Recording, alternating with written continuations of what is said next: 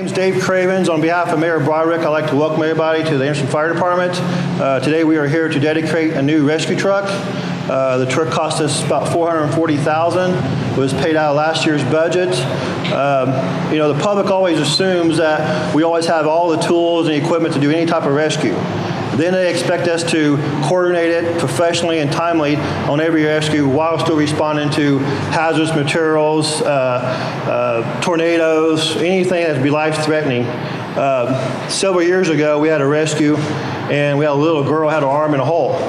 Well, we didn't have any technical rescue, so we had to call for Fierce's Fire Department. Then we had to call for Annapolis Fire Department. Technical rescue, people ask, what is technical rescue? It's confined space, structural buildings, machinery, rope rescue, swiftwater rescue, collapsed buildings and stuff. And we have 18 guys now technical trained, our technicians for technical rescue. There's 3 different levels of technical rescue training. There's awareness, where you can be aware of it and identify what the hazards are. There's operations where you can help set up, and then there's technicians.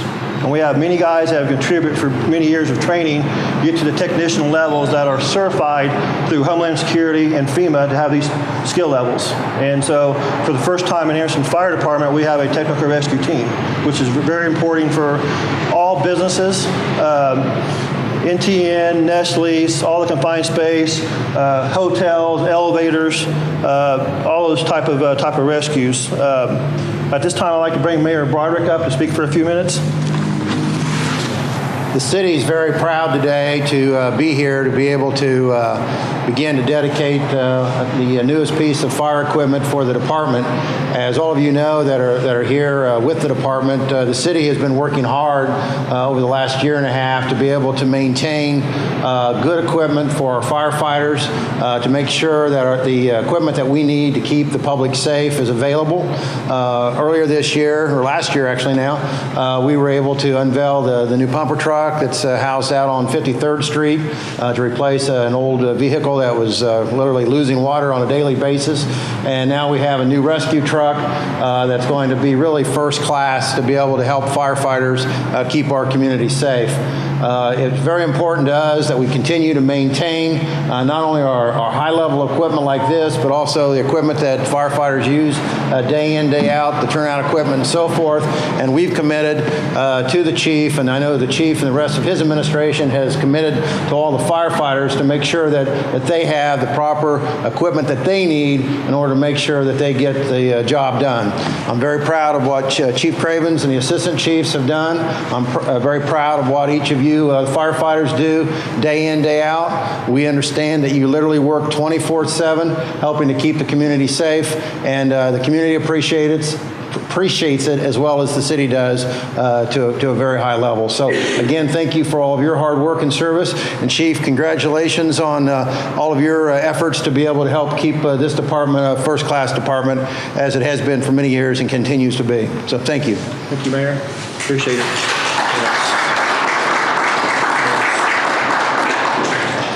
Obviously, none of this would be possible without the mayor's support of public safety, and I definitely thank him and appreciate that. Continued education of our training and stuff.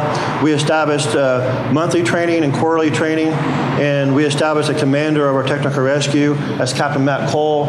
I'd like to bring him up, say a few words, and then we're going to do a few demonstrations and then a ribbon cutting. Matt?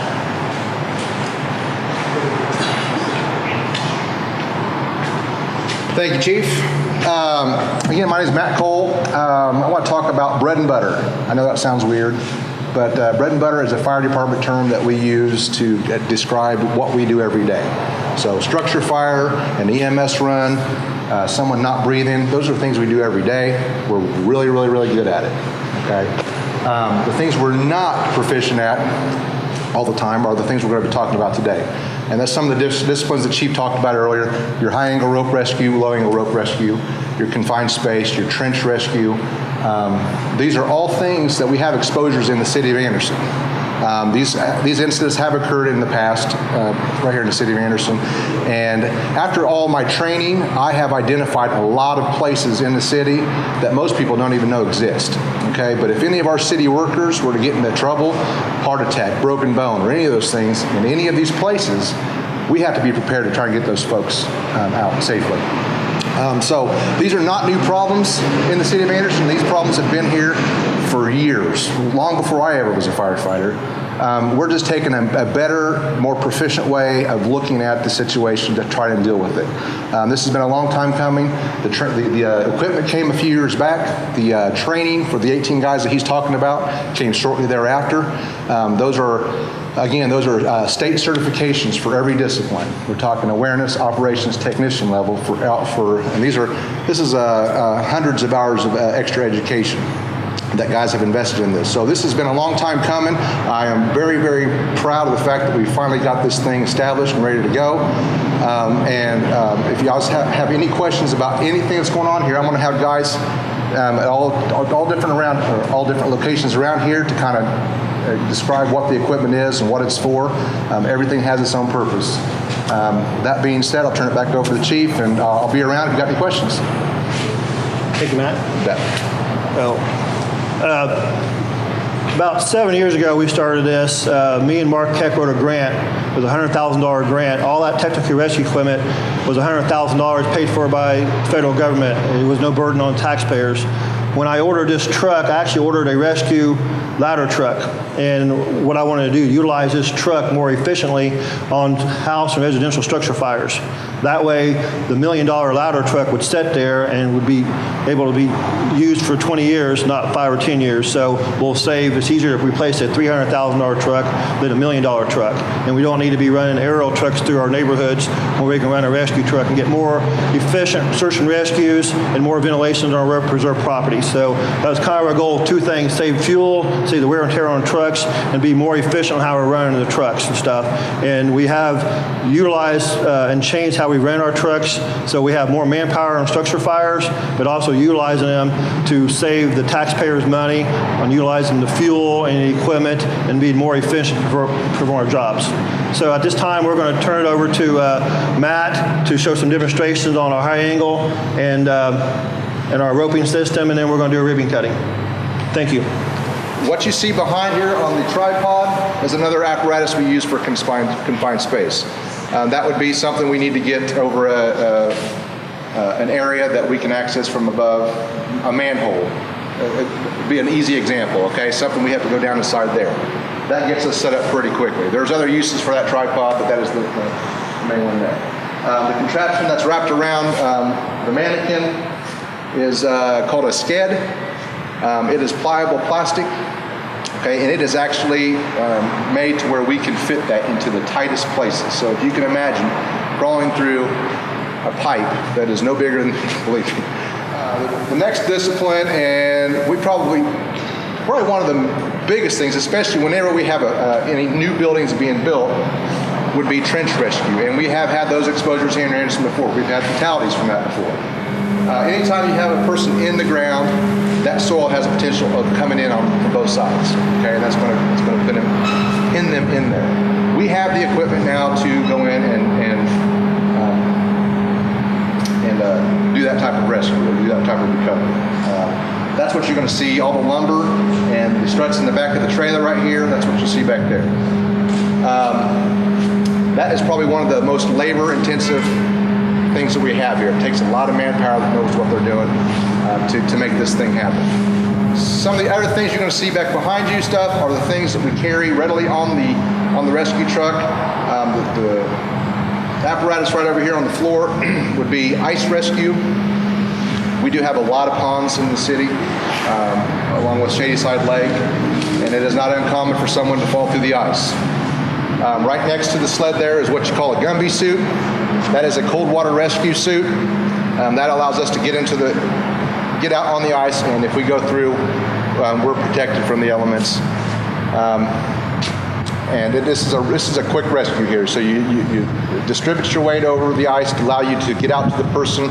Those yellow Velcro straps go around the torso, and you can work that patient right up on to the sled, and then you get pulled in by personnel on the shore. On the back, on this table right back here, right behind the new rescue truck, those are what you call our jaws of life. Everybody's heard of those. Purse tools is what they're called. Those are the tools that we use for extrication, car extrication. Those have been around for a long time, and we're pretty proficient with those tools. And the last thing we got sitting out is over here by this vehicle. Those are our airbags. There's 3 sizes of airbags. The one on the bottom is capable of lifting 20 tons. Okay, so it can lift, I've seen it lift a bulldozer. They're pretty powerful things. They're made of Kevlar. But this is, if we ever had someone trapped underneath the vehicle or any tight space where we could not get a jack or a tool that would lift that, we can get those airbags in there and actually lift that vehicle off. The last discipline would be swiftwater rescue. We don't have a lot of exposure to that around here unless we have a big flood. The river gets up and we do have some swiftwater. On its worst day, I've seen guys floating on purpose, just having a good old time, you know. But the potential is there. We do have some guys, folks that are training that swiftwater too. Okay, well, I guess what we'll go ahead and do, we'll do a little countdown, 3, 2, 1, and then cut it as we dedicate the new truck. Okay, Chief? Sir. Okay. 3, 2, 1. Uh-oh. There we go. Who sharpened these scissors? Thank you. You used the wrong pair. I think those are for you. There you go. Thank you, Mayor. Thank you, guys.